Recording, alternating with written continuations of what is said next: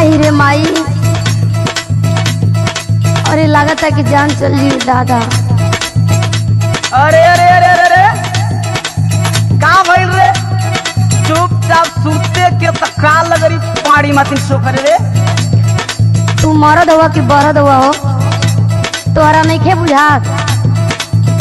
बतैबी तबे न जानो कि हम कोनो लाल बुझकर है कि अपना मन में जान जाई। सुना, हाँ सुनाओ। तनी दाबा राजा, तनी दाबा राजा, टूटले कमारिया। आइल इधर तू कमर के कमजोर बानी।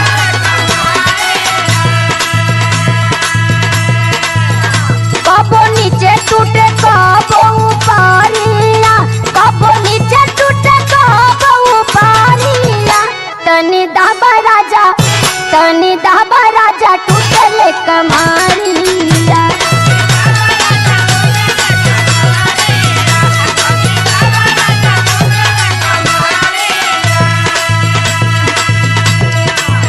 सही मेरे तोरा तोरा बुखर गइल बा। तुमके मजाक लगता? तो सुन हमारे को बात बताओ। कमर टूटी नहीं, कमर टूटी नहीं तो कमर टूटी नहीं, खाला तू दवाइया। अभी ये लगल सहज उपाय बतावे। और कौन उपाय बता? कतनी दवाई खा भाई नहीं के ठीक हो। दिक्कत खाट करे लेट जो तू भूइया, दिक्कत खाट करे लेट जो तू भूइया। कमर टूटी नहीं वो कमर टूटी नहीं तो कमर टूटी नहीं, खा ले तू दवाइया।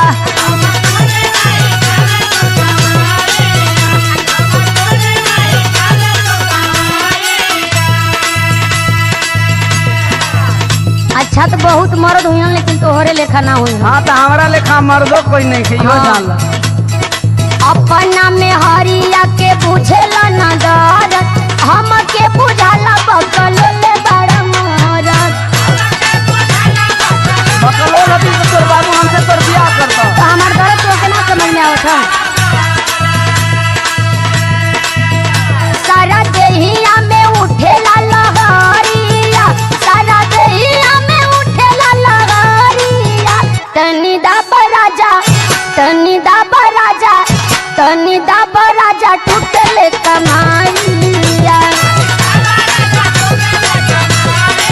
अरे मम्मी के तोरा से बर्दाश्त होई। एकरी अलावा कुछ और जाने ला। सही सही दुखत की करताली ढोंगावा, सुतही के बेरी कवनु पटल हरोगावा।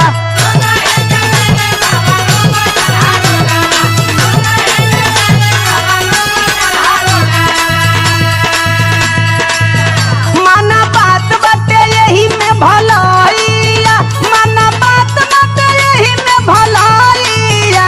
कमर टूटी नहीं, कमर टूटी नहीं, कमर टूटी नहीं, खाला तू दवाइया।